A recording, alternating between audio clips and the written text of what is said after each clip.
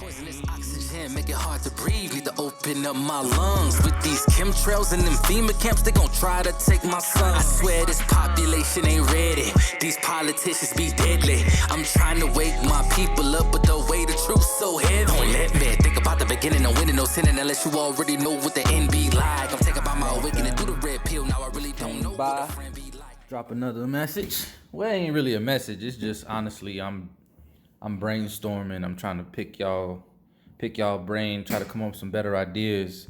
Unity and survival is in full effect. We out here, we networking, we talking around, we trying to get a plan of action together, man. I can't even lie. I never even thought about or considered moving to Africa. From my understanding and perspective, the tribulation that's coming is going to be everywhere, and there's no way you're going to be able to get away from it. There's no way you're going to be able to flee from it, because it's going to be a global tribulation.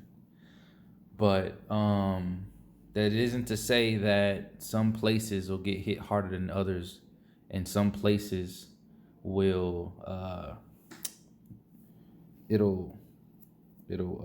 things will transpire a little bit more slowly in some places than others, right? And one of the the Rock, he actually went to Africa a couple months ago, moved to Africa a couple months ago, and I caught it live. I actually shared it on my page if y'all seen it already, but check out that brother's live, man. He's doing good things.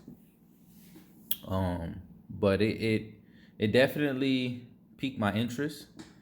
I listened to it. I don't think I caught the whole thing. I got to go back and watch it, but I watched a good portion of it, and he made some really good points. You know, the cost of living, you know, the fresh food, the hospitality, everything is real dope over there. But it's not all good, obviously. You know, there's gonna be challenges and different things like that. And it's like that with anything. But this is the first time I've ever considered, you know, the possibility of leaving the country and moving to Africa. Not saying that that's what I'll do, because I still have things that I want to accomplish. I still have things that I want to do. And I don't know if necessarily leaving the country will answer any of the problems that are arising in Israel. But actually, that wasn't what I wanted to talk to y'all about. What I wanted to talk to y'all about was, I want to know what y'all think. Because until we get firm understanding on the law and what's going to be required, right? There's a lot of people right now that are prepping, and that's good. It's absolutely good. Don't get me wrong. There's a lot of people prepping. There's a lot of people who know what's going to be happening very soon, right? People are buying land. People are buying homes. People are building homes. People are growing crops. The Great Awakening is happening. It's happening, and it's in full effect. But something to consider, and I've addressed this in other videos, until we can find a way to manipulate the system, to be able to find loopholes legally, to be able to hold on to this land that we're buying up, to be able to hold on to these homes that we're buying up, that we're spending money on, it's going to be for naught. It's going to be pointless. We're going to work so hard, right? And we're going to spend all of this money to buy this land or pay for these different properties to help us on our journey to prepping for the tribulation that's to come, right? But if we reject the mark of the beast, and we know what the mark of the beast is, right? You know, if we reject that injection, we know that scripture says that we won't be able to buy or sell or travel to and from. And we see it being, you know, we see the writing on the wall, and we see, you know, legislation starting to do certain things, and policies are starting to change and be implemented and different things like that. So if we aren't able to buy and sell, that land that we spent, say we find 50 acres for $100,000. We pay on that land, and we can't make the payments for that land if we didn't buy it outright, right? And we can't, if we did buy it outright, we can't make the property tax payments on that land. Now, some places, if you miss a payment, you get X amount of time. I know some states is 1 year, some states is 2 years. If you default for more than 2 years, then the government comes and takes it. It all depends on the state. But what's important is if you don't pay the property taxes on the land, you won't be able to keep that land. So us coming together, pulling our resources together, and paying on land doesn't help us if that land isn't going to be completely paid for. Now, to address the property tax issue, we're working on it. I have a brother who's more knowledgeable on this topic than I am, and he's actually looking into the legal loophole for putting the land in a trust, and instead of owning the land outright, you become a caretaker of the land, so to speak.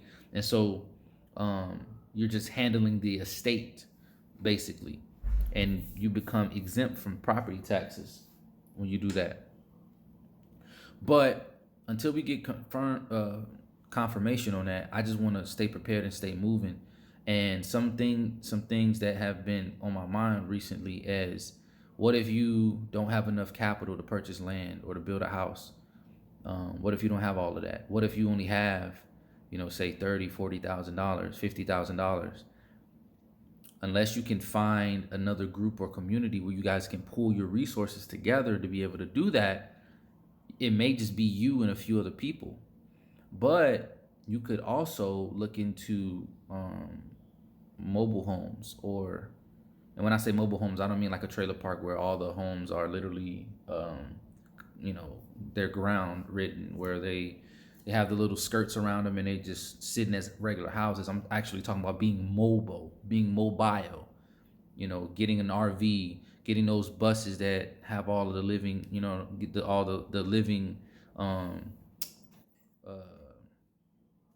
amenities, right? I was thinking, like, man, what if we all could, like, say if it's like 3 families or 4 or 5, 6 families, and everybody got their own, RV or their own, bus or mobile home or whatever the case may be, and we just travel together, right? We just travel together. We go from one area to another area. We stay at an area as long as we can. We can, set up the vehicles to be in like a circle or something, or parked right next to each other. Who knows? In a community. You can set up tents if you get tired, or if the space seems too cramped for you. You can still hunt, you can still fish, you can still do all of the things that you would do in a community on the land, except obviously except grow your own crops. But we can go to places where it's like in the middle of nowhere, and we can find a specific spot and start growing crops there. And all of us know exactly where it's at. So when it's time to harvest, we'll go and harvest. Different things like that. I'm not saying it's a perfect plan, but hey, I'm trying to figure some things out, because if one plan falls through, I don't want that to be it. We want to have things that we can fall back on. Obviously, you run into different issues. If we can't buy or sell, how are we going to purchase fuel? How are we going to get gas? How are we going to be able to service the vehicles if they break down? We won't be able to pay a mechanic.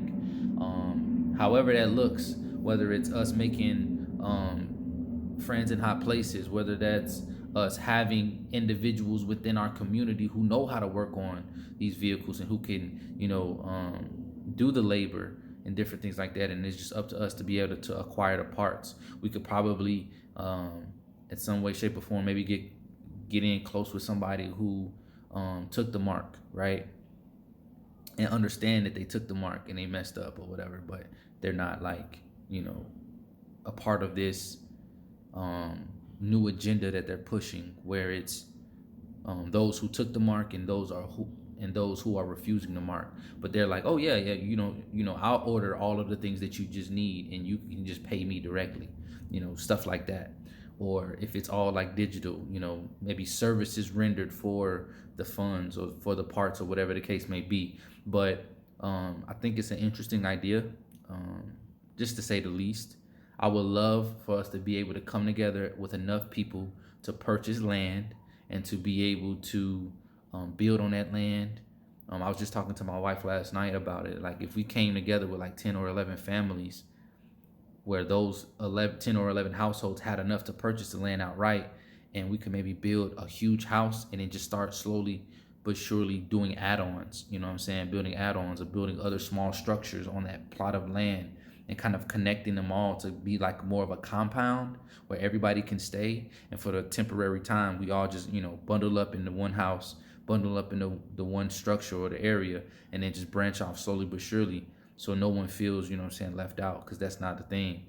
I was also talking to a sister of mine, and we were talking about, how the headship would be, and, everybody that we come into contact with may not be believers. However, but the core group of what we do, we are believers, and we follow the Bible, we follow the Most High, we keep Torah.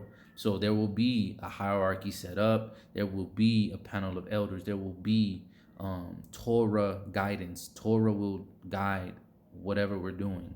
The Most High is going to be in the midst of whatever we're doing. And so if that may not be something that you are interested in, then by all means, you are free to go elsewhere, do whatever you need to do. I'm not pressuring, pressuring anybody, but for the people who are there, we will be adhering to Torah. But I just, I'm thinking about a lot of things. I find myself these days thinking about the end times, maybe 80 to 85% of the day. And my mind is just constantly grinding, constantly coasting between thoughts, and I'm just trying to figure things out. But it's going to be hard no matter how you slice it. We're just trying to figure out the best way forward. Africa is an option. Africa's an option. It may not be the end all be all, place of salvation, obviously. And I'm not talking about spiritual salvation. We all know about that. I'm talking about physical salvation. But it may buy us time. It may buy us time to gather more people, gather more resources, gather more funding to be able to do the things that we want to do. It may separate us, right? If America is going into hell in a handbasket, and let's just say the next 14 months, but Africa, you're getting 26 months. That's enough. That's a lot more time to be able to shake and move and to do what you need to do. So I don't want this video to be too long. I just wanted to ask you guys, what do you think about potentially moving to Africa? What do you think about potentially buying land and figuring that out? What do you think about going mobile, like I said, with the RVs and the trailer parks and the buses and different things like that? I need thoughts. I need feedback. I need all of these things, because there's no way any one person is going to make it through this tribulation on their own. We got to come together. That's why the group is called Unity and Survival. We need to unite in order to survive, and the Most High be in the midst of it. You guys be safe, take care, and shalom.